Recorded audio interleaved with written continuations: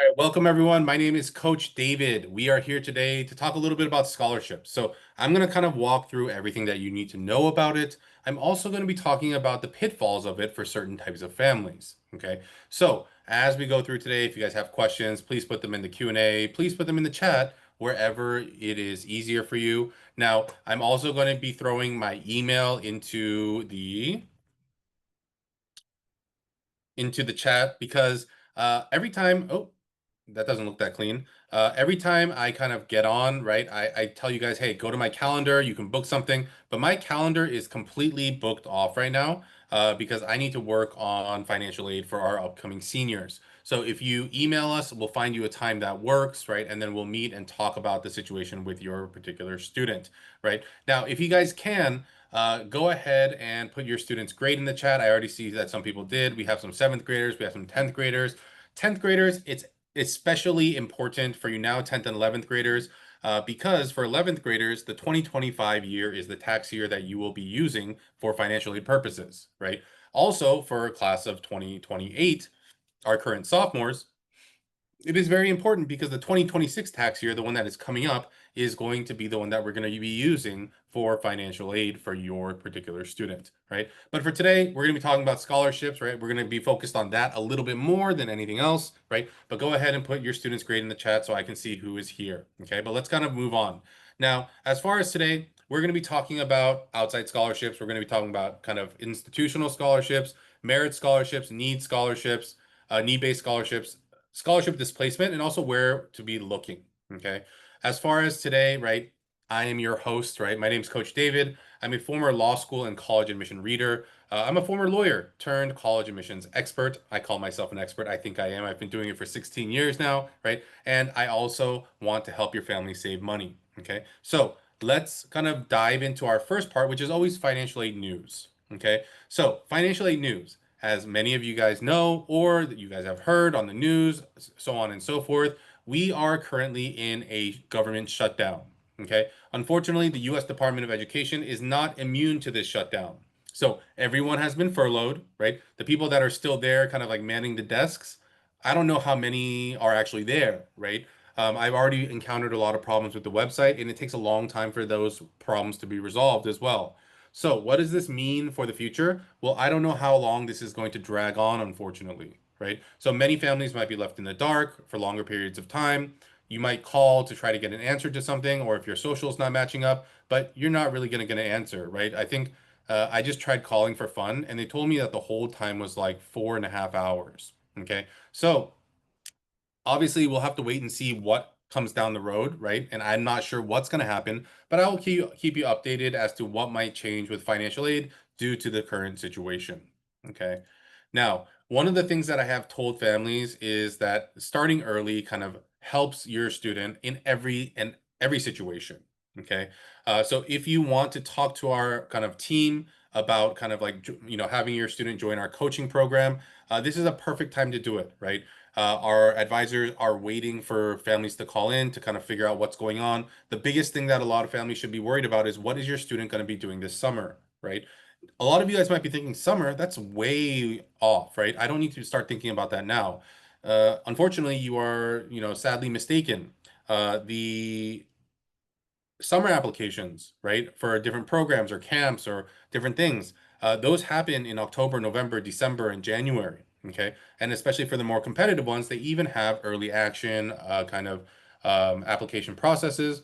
So we need to be working a little bit quicker to get to those things. Okay. So if you do want to book with our team, you can use the QR code. You can also text book to 949-775-0865, and one of our advisors and specialists will reach out to you. Okay. But I will have this one word of warning, right? Our students that work with us starting in 9th or 10th grade, right? And our students that come to us in 12th grade, right? Obviously, the results are different, right? And they're different for two reasons. One, right? We have been able to mold the way that this student has kind of like shaped their academic pathway, right? Also, their activities pathway versus a senior student who comes with the things that they have, and we have to try to create something out of that, right? It's kind of like it's likened to this, right? It's likened to you preparing, right? Thanksgiving dinner, right? Weeks in advance, buying the vegetables you want, right? Buying the turkey you want, right? Versus, right? All of a sudden, I don't know, the place you were going to go for Thanksgiving, their oven broke, and then you have to move to your house, but they can't bring any of the ingredients, and you have to make do with what is in your household, right? So think of it in that way. Of course, you want to start planning out things as early as possible. The earlier you join us, the more that we can help. Okay. But let's start talking about the different types of aid out there. I'm going to start talking about institutional aid. Okay. Now, institutional aid, when we're kind of talking about it, is money from either the federal government, the state government, or the college that you are going to. Those are the three types of aid that we're talking about. Okay. Now, a lot of people talk about merit-based need versus need-based need, but I'm going to go ahead and talk about kind of need-based first, right? So the need-based aid is given based on your family's financial situation that is shown through the FAFSA, the CSS, any other documents that the college might be asking you for, right? The one of the determining factors in what you get is the student aid index.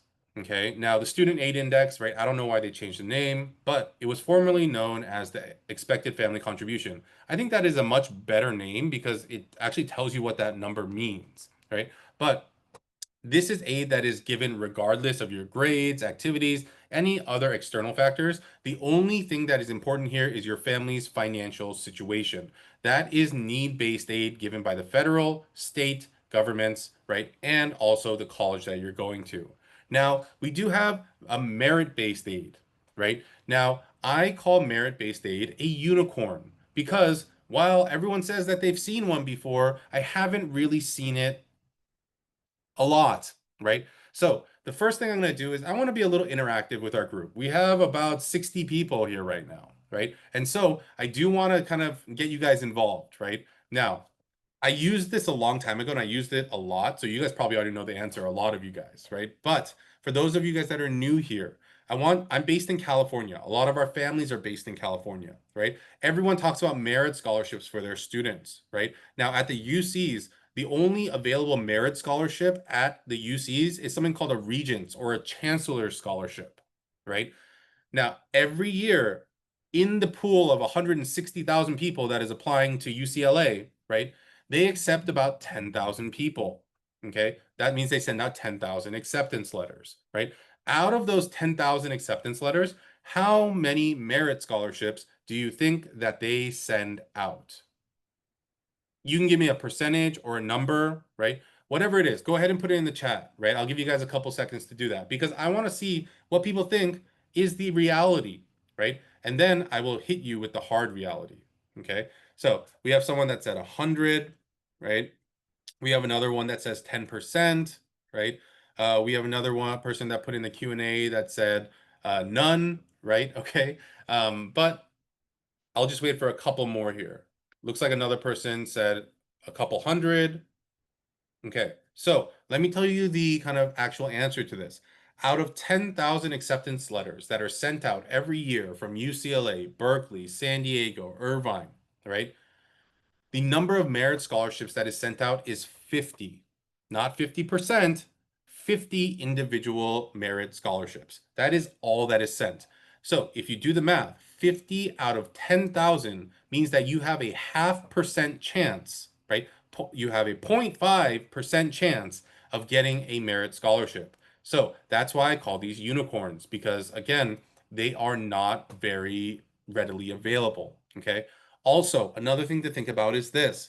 At top 30 schools, right? So think about the Ivy Leagues, Ivy Plus schools, right? Think about the kind of like top tier schools that are in your mind, right?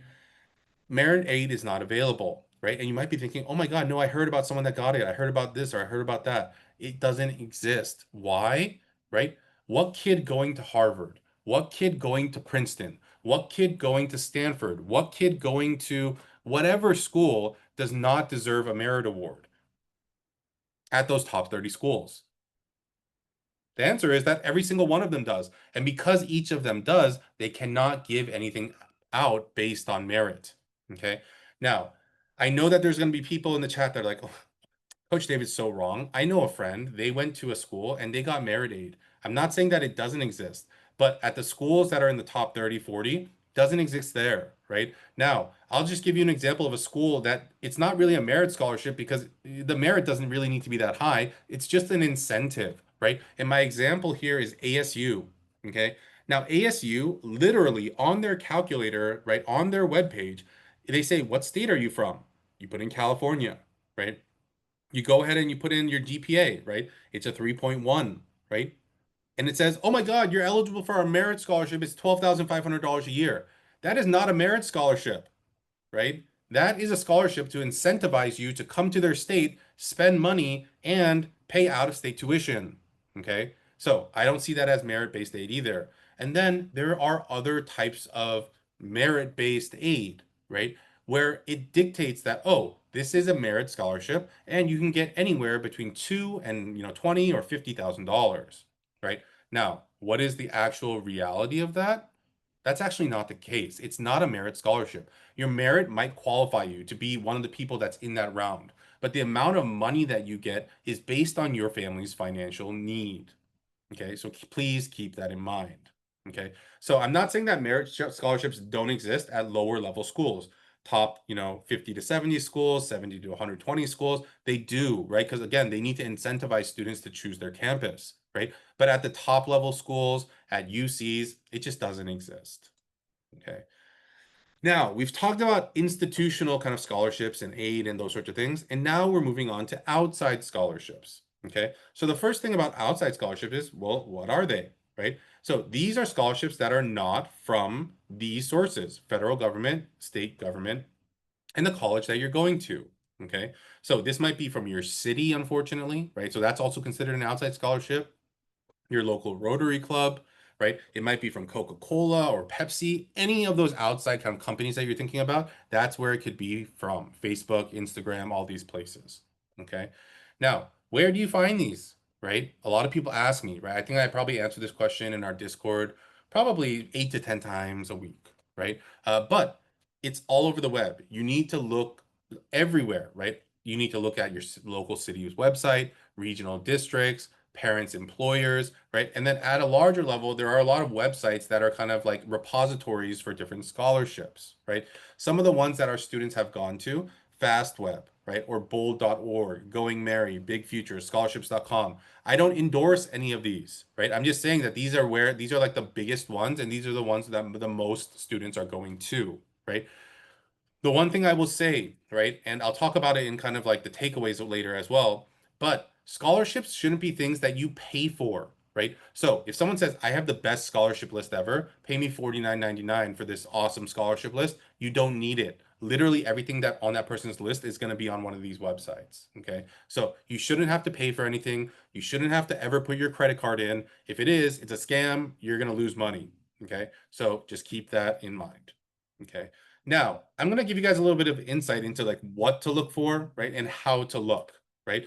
Now, as far as when you should be starting, well, there's scholarships for people or students that are as young as fourth grade. Okay. Basically, what will happen is if you win it in fourth grade, they'll hold it for you. And then when it comes time for you to head to college, they'll reach out and be like, hey, you have a $2,000 scholarship. Go ahead, right? Where are you headed to school, right? The best time to search for scholarships is fall to spring, right? The summer, it's a lot more competitive because, well, everyone's looking at them then, right? Obviously, if you're part of our financial aid edge program, we'll talk about this during our consultation, and we'll actually talk about it a little bit later in our presentation. But there's actually a reason why we might tell you that you can apply to these things, but we might not accept things. Okay. So keep that in mind. So again, you can start early and often in trying to find scholarships for yourself, right? Now, how to search. I think this is very important. A lot of people are just going to search up scholarship. It's not specific enough. You need to find the things that are specific to you. So let's say that you're looking for scholarships, and let's say that you're a surfer, love the water, right? You love the beach, right? So you should be looking up surfing scholarships, grants, right? Awards, right? You should also be looking up things in conjunction with that, like surfing or water sports, body surfing, surfboards. All these different things are, you should be looking at kind of things that are connected to that, connected keywords, and then using that to try to find more specific things that are related to you. right? Because if you're applying to a scholarship for $25,000 and the only requirements are that you are an American citizen, well, so every other kid is going to be applying to that scholarship, right? But if you're applying to the one that says, oh, you're exactly 5 foot 9.37 inches tall, you have brown hair, brown eyes, and you wear glasses, well, that's going to cut the kind of range of students that's applying to that scholarship way down. Okay. So while those large general scholarships are also good to look at, you want to find things that are more specific to you and that you have a story behind. Okay. How often should you be doing this, right? So for our students, right? Again, I want students to be invested in their education. Parents, I understand you have worked really hard to provide these opportunities for your student, but hey, the student needs to learn how to work for their own stuff too, right? So I tell students, hey, when it's non-busy season, go ahead, create like a spreadsheet, find the websites where you're going to apply. Do they have any essay questions? Do they have any requirements? What are the things you need to turn in, right? And have your student try to apply to one scholarship a week. Okay.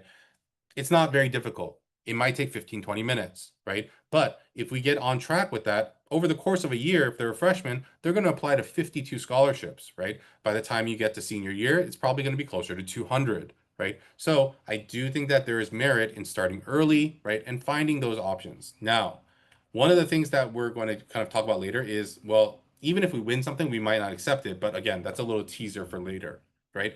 Now, stay persistent. You need to cast a wide net, right? Scholarship hunting is kind of like a numbers game.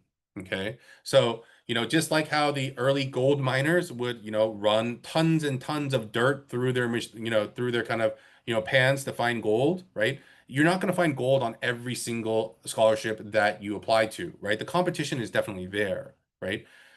And so if you do, right, hit a certain number, right, then again, I'm sure we'll see some better results, right? Now, having said this, larger scholarships are usually more competitive, right? So when the actual dollar amount starts to increase from like 15, 20, 25, $30,000, there's going to be more students looking for a larger chunk of money, right? So there's two different ways to kind of go about this. You could go for the big ones, knowing that your win percentage is going to be under 1%, right? Or you can go for smaller ones, knowing that your win rate is going to be higher, right? I always kind of give this example. Let's say that you're applying for $1,000 scholarships, right? And or yeah, you apply for $1,000 scholarship, right? It's a smaller amount. The win rate on those types of $500,000, $1,500 scholarships is about 10%. So in order for you to kind of in order for you to, win at like use the win rate to figure out how much it's going to take you to get $10,000 together, that means you would have to apply to 100,000 scholarships in order to get a win rate of 10% and get $10,000, right? Now, if we look at it from the other side of the perspective, right, you could apply to a $10,000 scholarship.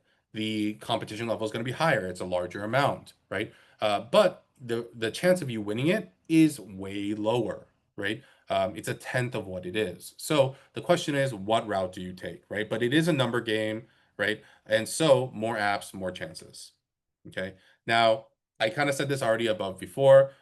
So you shouldn't have to pay like an application fee or put in your credit card, right? Legitimate scholarships won't require that type of payment or things like that. All they're going to ask for is your personal information. They might have you do an essay, a video, an example of your work or portfolio, right? And so you should be kind of good to go. Now, there are also scholarships out there, and I put no work means no scholarship. But there are scholarships out there where it's literally like click to apply, right? And some of the websites have these click to apply because they have you fill out a profile and then they basically send that profile off to those different scholarship organizations, right? So it's not necessarily that no work means no scholarship. If you did the work on your like centralized, like let's say bold.org profile and that got sent off, that's still work. Okay. So keep that in mind there. Okay. Now, the big piece that I wanted to talk about today was scholarship displacement. Okay, so scholarship displacement is something that a lot of people don't really understand because it doesn't necessarily make like logical sense. Okay, but let's kind of talk about this now, right? But I will kind of talk through it and then I'll explain it in an example later. Okay, but scholarship displacement will happen to your family. unless you are considered low income for the purposes of financial aid, right? And are awarded a Pell Grant. If your family is getting a Pell Grant, this won't happen to you. If your family is not getting a Pell Grant, this will happen to you, right? So you have to be careful about where you're getting your money and also how you're getting your money. Okay, it is something important. So let me go ahead and give you an example here. Okay, so you can basically think about it like this example. Let's say that we went to UC Berkeley, and UC Berkeley, from an institutional side, right, from the state government, the federal government, and the college themselves, gave you $10,000. Okay, great. You got $10,000 off. You're paying about $30,000 a year. But let's say that you went out and you got a $3,000 scholarship from, I don't know, your local Cold Stone, right? Ice cream place, right? That's great, right? Now, any normal person, right? I'd probably say 99 out of 100 people that don't work in the financial aid office would see, oh, Berkeley gave us 10,000, right? But, Cold Stone gave us 3,000. Now we have 13,000 to pay for college. We can pay a little bit less this year. Unfortunately, that is not the case. What actually happens is that your $10,000 that you got from school, right, and your $3,000 that you got from Cold Stone actually get combined, and the school reduces the amount that they're going to give you by $3,000 because you found money elsewhere. Okay, so now the money that you're getting from institutional sources is $7,000. The money you're getting from Cold Stone is $3,000. The total net effect of your scholarships is still $10,000, right? It's like magic. You got $3,000 from somewhere and it disappeared, unfortunately.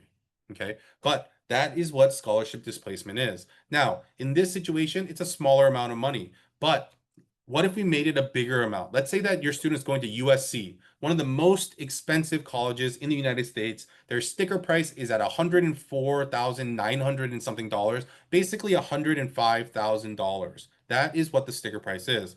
Let's say that you got a Coca-Cola scholarship. It's good for 1 year, right? And it's good and it's worth $30,000, right? Now, let's say that your family, got let's say they got like a $70,000, financial aid package from USC. So you guys are paying $35,000 a year, right? So let's do the same thing. $70,000, right? We applied to a Coca-Cola scholarship, got $30,000. You would think, oh wait, now we have $100,000. We only have to pay $5,000 a year. Unfortunately, that's not how it works. Okay. Now, the other kind of caveat that I threw in there is that let's say that the Coca-Cola scholarship is only good for 1 year, right? So what happens? The same thing that just happened in this example. Your $70,000 scholarship from USC, the institutional aid, the $30,000 from Coca-Cola, it it blends together, and then the school, because they see that you brought $30,000 in on your own, is going to drop their aid to $40,000 and add in your $30,000 so that the net effect is still $70,000. That is what happens. Okay. Now, it's fine, right? Because the net kind of effect on your situation doesn't really change. You're still paying $35,000 a year. But if you guys remembered what I said about, hey, the $30,000 is only good for 1 year, well, your baseline has now been set at $40,000. What happens the following year? The school follows that guideline of what they gave you the first year. And so what happens to that $30,000? They're not just going to magically fill it back up. Unfortunately, they're going to think, well, you're going to find $30,000 elsewhere. So what happens? You're losing out on $30,000 in year two, $30,000 in year three, and $30,000 in year four. So how much are you losing out on? $90,000. Okay. We could have gotten two new cars or one really expensive one, right? So I want to kind of bring this up to families because there are things you need to be looking at when you're applying to scholarships. The first one and most important one is how long is it good for? If it's good for 4 years, then even if it has a net neutral effect, it's fine, right? Second, does it auto renew or do you need to apply and win again? Right? And third, where is the money going? Is it going to school or is it going to you? I know that there's plenty of scholarship organizations out there that literally send you a check in the mail, right? Other ones, they have you come to a dinner and then they made you hold one of those big checks, right? And say, scholarship recipients 2025, right? Whatever the situation is, right? You want to understand where the money is going to. If it's going to the school, it will hurt you unless you are a low income Pell Grant receiving family, right? If it's going straight to you, no one knows. Okay, so keep that in mind there.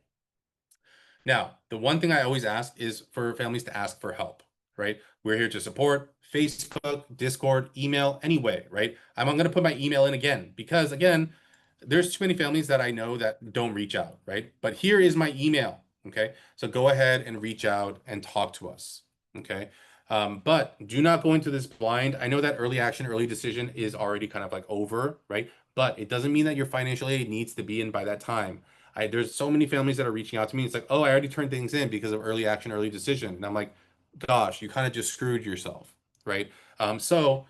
Please make sure to reach out to me. Even if you have turned things in, there might be certain things that we can do to turn back the clock. So make sure that you reach out so that we can book something for you. Again, my calendar, right? If you go to my calendar link, it's not really going to help because my next available appointment is going to be sometime uh, probably the middle of December, and that's not really going to help you. So reach out, make sure that you kind of say, hey, I'm looking for a meeting. I have a 2026 or 2027, whatever the situation is, reach out to us so that we can set up a time to talk. Okay. All right. So again, just some of our results from last year, right? And again, we should have some early action, early decision results coming in kind of closer to around, New Year time, right? But these are some of our results over the past year, right? We've been able to get these families great savings, right? 30, 40, $50,000, right? At a UC, a family's paying 10 grand a year to go to UC Davis, right? It's the world has become a lot more expensive, but that doesn't mean that your college bill has to too. Okay. So if you do want to reach out to us, you can text us money. This is also another one of the quicker ways to get to us. The QR code is the slowest way. So if you have like a 2030 student and you want it to be slow, go ahead and use the QR code.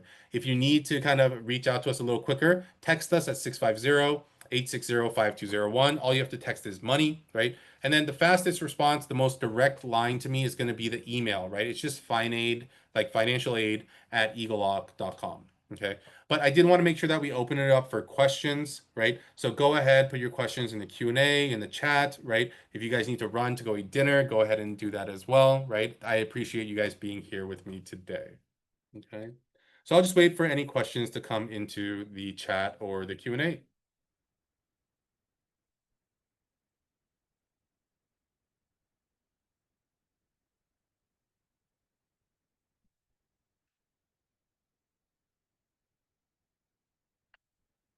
Okay, so we have a question here and it says, where do we start or look for scholarships? So I had that whole list of kind of like different websites, but like FastWeb, Sally Mae, bold.org, your local kind of city website. You could also start looking on, mm, like companies have different scholarships, right? Parents, if you guys work at a certain place, you might want to reach out to like your HR department to see if your company has like a scholarship program for employees, right? Those are all things that will, that are places that you can look, right? But there's obviously those crazy scholarships out there, like the Gates scholarship or the Facebook scholarship, like these ones, right? The 1 in a million chances, right? Now, again, for most students, they don't have the story that the Gates scholarship or the Facebook scholarship is looking for, right? It really needs to be a 1 in a million story, right? But there's a lot of smaller ones on a more local, regional level that you might want to look into.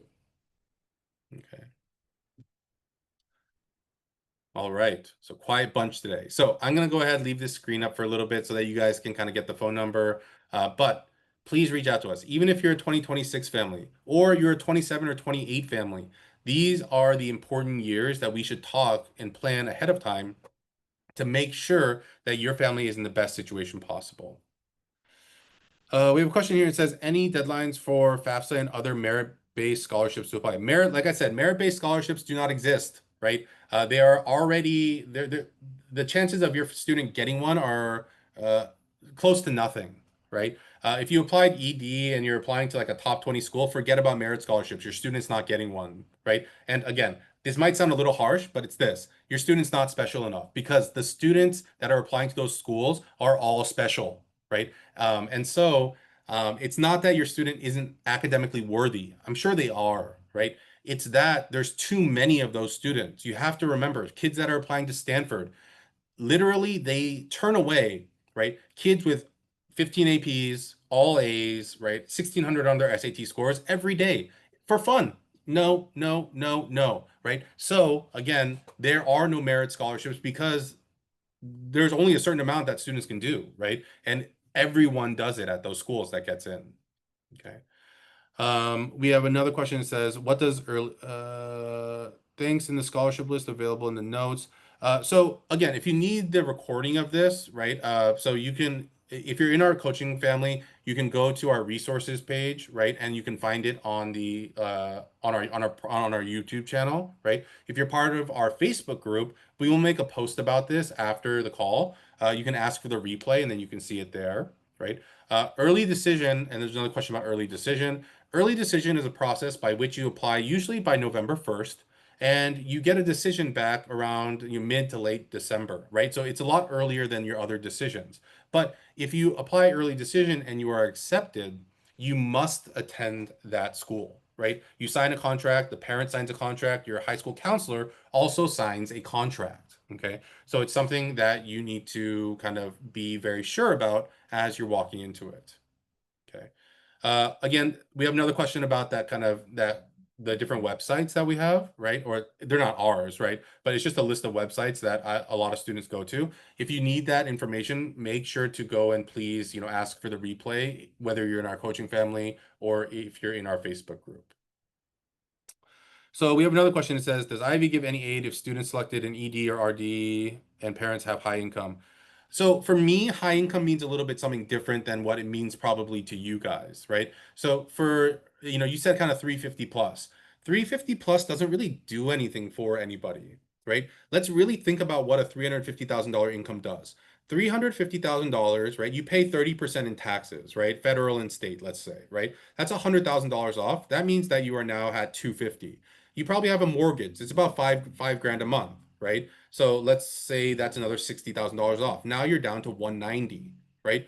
Your kids need to eat, right? This and that, so on and so forth. Let's take out another 100, like 50,000, right? So now you're down to 140, right? You have to pay property taxes, this and that, so on and so forth. Let's take out another $60,000.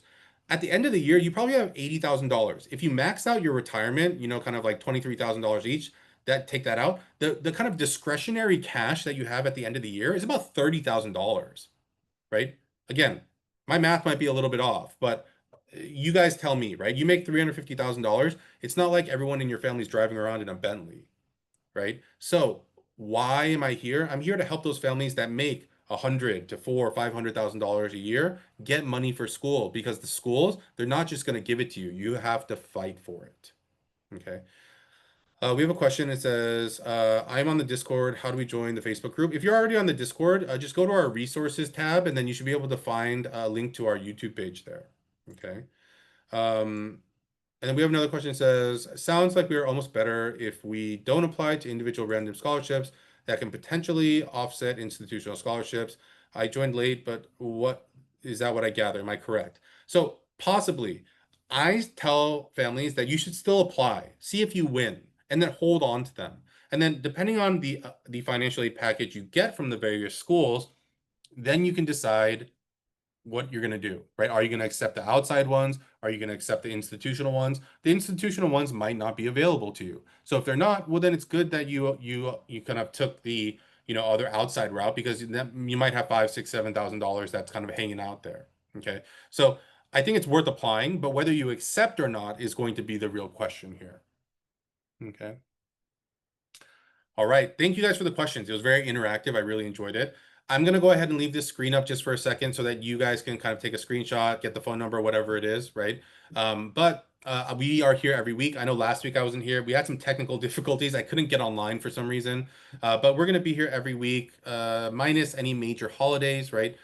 So, stay tuned. All right.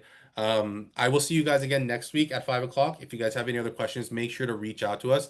One more time, I'm going to go ahead and put my email into the chat so that you guys can see it, right? And if you guys have any questions, make sure to reach out, okay? All right, it was great talking to you guys, and I'll talk to you guys again soon. Bye-bye.